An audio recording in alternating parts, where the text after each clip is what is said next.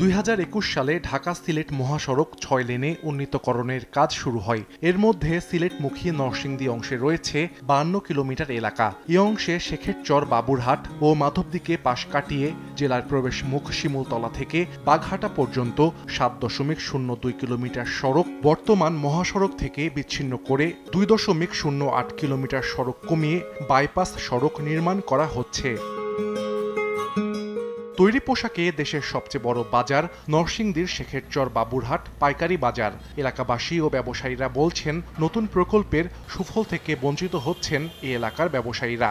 এমনকি একটি সুবিধাভোগী গোষ্ঠীকে সুবিধা দিতেই এমন নকশা করারও অভিযোগ তাদের।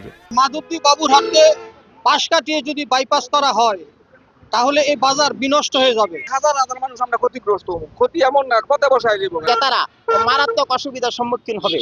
তারা ওই দিক দিয়ে সোজা চলে যাবে গাড়ি, আমাদের এইখানে পার্কিং এর সুবিধা থাকবে না। 2 কিলোমিটার রাস্তা সাশ্রয়ের জন্য এই হাজার হাজার কোটি টাকা তারা লস করে, সরকারের লস করে এই বাইপাসটা করছে। অর্থনীতি বিরুদ্ধে যারা চক্রান্ত করতেছে তাদের বিরুদ্ধে অবস্থান নেওয়ার জন্য আমরা এই আন্দোলনটা করতেছি। কাপড়ের বাজার যদি ধ্বংস হয়ে যায় মাধবদী শেখেরচরে, তাইলে শুধু আমাদের ঐতিহ্য না, আমার মনে হয় দেশটার ঐতিহ্য নষ্ট হয়ে যাবে।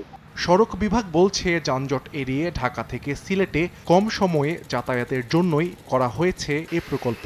পাশাপাশি সড়কের বাঁকগুলো ঠিক করতে নির্মাণ করা হচ্ছে বাইপাস। ঝুঁকিপূর্ণ বাঁকসমূহ আছে, সেটা সরলীকরণ হলে সড়ক নিরাপত্তা জোরদার হবে এবং দুর্ঘটনা ঘটার ঝুঁকি অনেকাংশে কমে যাবে।